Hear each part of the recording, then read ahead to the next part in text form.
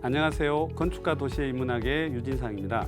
건축가 도시는 인문학이며 우리의 삶 자체입니다. 건축가 도시의 인문학은 인간과 세상을 연결하는 거대한 인문학적 장치에 관한 이야기입니다. 오늘은 아름다운 것과 상상력, 그리고 도시라는 주제로 이야기를 시작해 보도록 하겠습니다.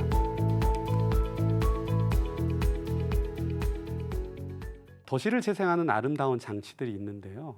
지금 유럽 연합 문화수도 프로젝트라는 게 있습니다. 자, 우리들 상상해 보세요. 여러분들 월드컵 유치하고 올림픽 유치하는데 거의 5년, 10년씩 국력을 씁니다. 유럽인들은 이 유럽 연합 문화 수도에 선정되기 위해서 엄청난 공력을 씁니다. 이렇게 해서 유럽 문화 수도라는 데 선정이 되면 이렇게 생각하실 수 있을 거예요. 그러면 잘 사는 나라 선진국에서 다 선정되지 않느냐? 그게 아니라 선정 기준을 보면 굉장히 까다롭습니다. 6년의 절차를 거쳐서 그 지역 문화를 유지하고 도시를 보존하는지, 그리고 주민들이 얼마나 자발적으로 그 도시의 어떤 축제라든지 생활에 참여하는지를 보고 평가를 하기 때문에 작은 유럽의 예쁘고 작은 도시들도 많이 선정이 되죠. 물론 프랑스 파리도 문화수도에 선정이 된 적이 있는데요. 여러분들 파리 시민들에게 내가 가장 파리에서 사랑하는 장소가 어딘지 물어보면 어디가 나올 것 같죠?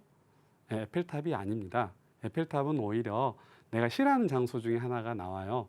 파리 베르시 지구라는 곳인데요. 철도 역사가 빠지고 나가니까 그 자리에 철도 폐선 그리고 와인 저장고를 그대로 보존해서 그곳에 기념품 가게도 만들고 문화시설, 책방들, 그다음에 저렴한 식당가들을 만들어서 파리 시민들이 가장 사랑받는 장소로 자리매김했습니다. 자세히 보면 그 장소를 어떻게 선정하고 다루냐의 문제만 있는 건 아니고 천장에 있는 천막이나 이런 것들의 디자인들을 보면 아름다운 것이 결국 장소성을 가지게 하는 큰 힘이라는 걸 알 수 있습니다. 대영 제국에 가면 최근에 대영 제국의 수장한 공간이 부족해서 공간을 확장할지 신축할지 고민하다가 이렇게 캔틸레버 뚜껑을 온실형 뚜껑을 달아서 공간을 확장을 했는데요. 중요한 건 이 뚜껑이 덮인 방식이죠. 너무 이 온실 자체의 이 형태가 하나의 예술품처럼 아름답게 조성이 됐죠. 영국의 테이트 모던 미술관입니다. 그냥 공장이죠. 우리 주변에서 흔히 볼 수 있는 굴뚝이고, 하지만 이 공장을 리모델링을 하고 일부는 상부 2개층을 중축을 해서 새로운 공간으로 탄생을 시켰는데요.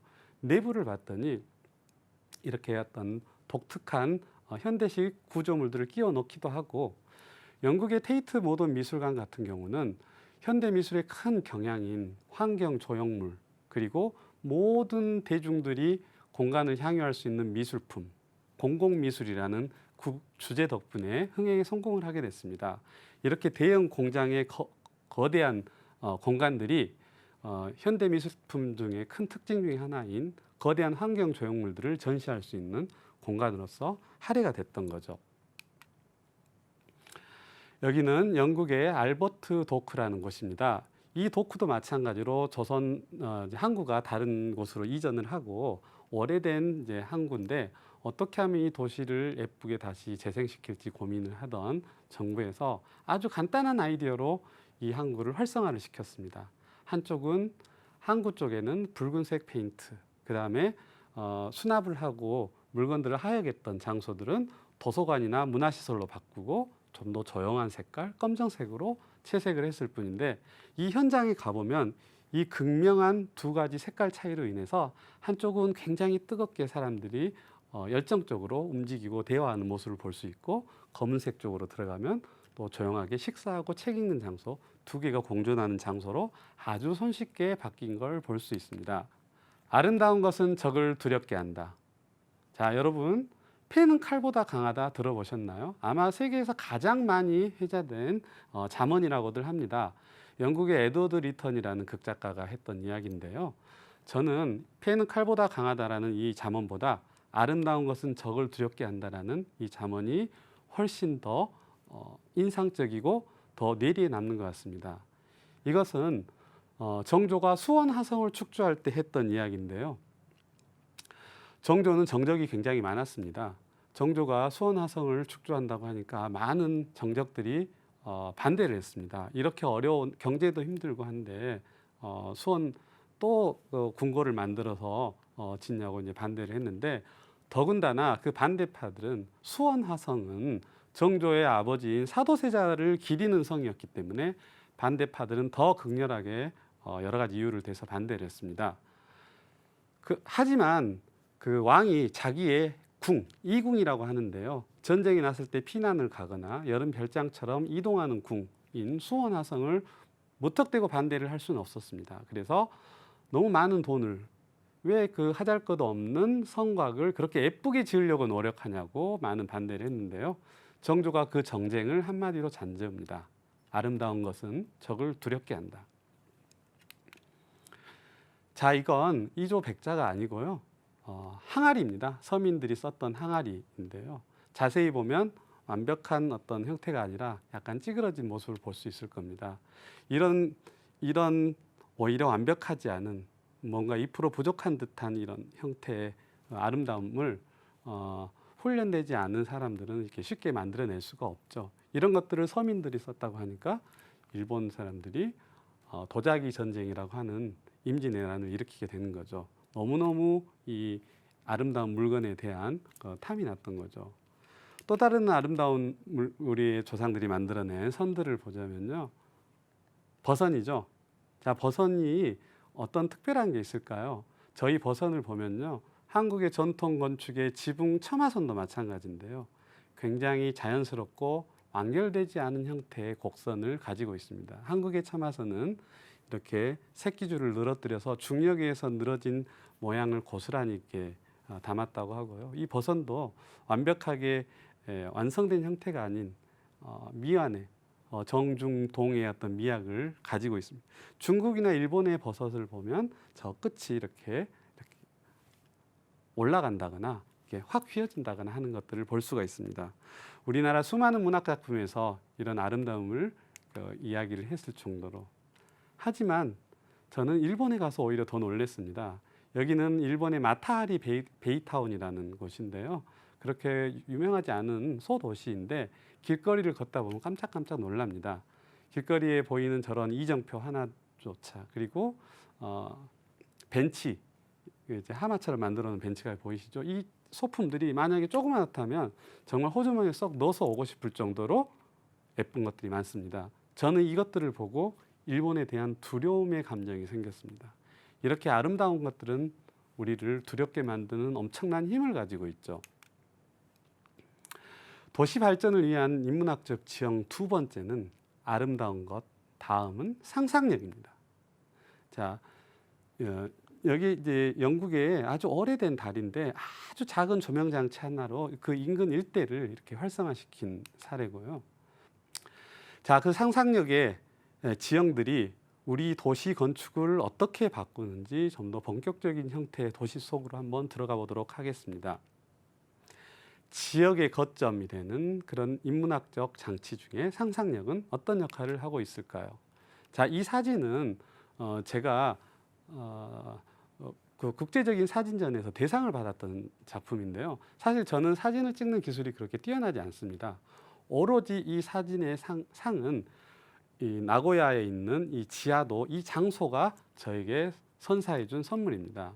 나고야에 가면 한 400m짜리 지하도가 있는데요.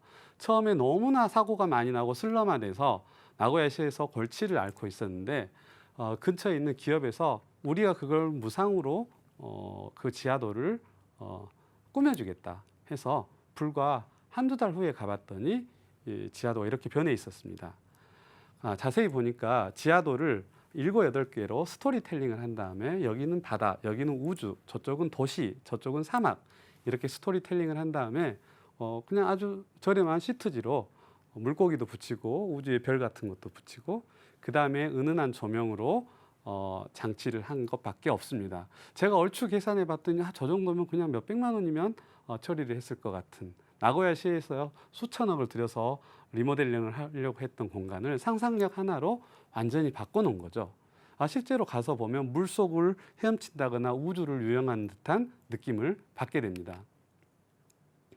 영국에 있는 흔히 볼 수 있는 보행교인데요. 사람들이 지나다니는 보행교인데 왜 저렇게 저기에 관광객이 많이 몰려있지 하고 가서 봤더니 정해진 시간에 저 다리가 배가 지나가니까 이렇게 회전을 하는 거예요. 저는 굉장한 충격을 받았습니다. 항상 007 영화에서 다리는 이렇게만 열리는 줄 알았는데 그 다리가 이렇게 회전하면서 배가 지나갈 수 있게 해놓은 모습을 보고 오죽했으면 이제 관광객들의 관광지가 될 정도였을까요? 작은 상상력 하나가 엄청난 변화를 이렇게 만들어내는 거죠. 어떤 장소에는 저렇게 길거리 난간에 작은 거울 하나를 달아서 유럽의 아름다운 지붕들과 하늘들을 볼 수 있게 해놓은 장치도 있고요. 자, 제가 전 세계를 여행하면서 가장 감동받았던 그리고 상상력이 가장 풍부한 민족이 스페인 민족이구나 하는 생각을 들게 해줬던 장치 중에 하나입니다. 스페인 발렌시아에 가면 걸리버 공원이라는 곳이 있는데요. 저는 이 걸리버 공원을 보고 상상의 틀을 깨라고 바로 이제 메모를 했던 기억이 나는데요. 지금도 여러분들이 구글 지도에서 걸리버 공원이라고 치면 커다란 사람이 하나 누워 있는 게 보입니다. 이 자세히 보시면요, 저 위에 할아버지하고 손주가 저 걸리버 이마에서 놀고 있는 게 보이죠. 저기 속에서 옥기 사이에서 어린이들이 숨바꼭질을 하고, 그리고 저 머리카락 각도가 다른 데서 다미끄럼틀을 타고 내려오고, 묶여있는 걸리버를 줄을 타고 올라가서 이렇게 아이들이 놀고 있는 장면을 보고 굉장한 충격을 받았던 기억이 납니다. 스페인 마요르카에 있는 드라쿠 동굴인데요. 어두컴컴한 공간에 가이드가 다 앉으래요. 가이드가 한 3분 동안 아무 말을 안 해요. 그래서 이제 막 이게 폐쇄공포증 같은 게 몰려올 때쯤에 저쪽 동굴 끝에서 불빛이 하나가 나타났습니다. 배에다가 이렇게 조명 장치를 하고 배 위에서 오케스트라 연주단들이 연주를 하면서 우리 쪽으로 이렇게 다가오니까 그 커다란 동굴이 이제 조명이 밝혀지면서 온전한 형태로 보였는데 지금도 세상에서 가장 아름다운 장면으로 제 머릿속에는 각인이 되어 있습니다. 그렇게 이 동굴 안에서 오케스트라 연주를 듣고 나서 봤더니 제 아내도 마찬가지고 다른 관광객들도 눈물을 뚝뚝 흘리더라고요. 그 온전한 순수한 감정에 복받친 카타르시스를 느낀 거죠. 저는 그 자리에서 자연도 프로그램 하라고 메모를 남겼습니다. 단 하나의 건축적 장치가 없는데도 프로그램 하나만으로 공간을 이렇게 새롭게 꾸밀 수 있다는 걸 깨달았고요. 정말 참신한 경험을 한 기억이 있습니다. 오늘은 아름다운 것 그리고 인문학적 상상력이 얼마나 작은 장치로 도시를 온전하게 그리고 훨씬 더 평화롭고 생태적인 방법으로 바꿔낼 수 있는지 여러 가지 장치들을 살펴보았습니다.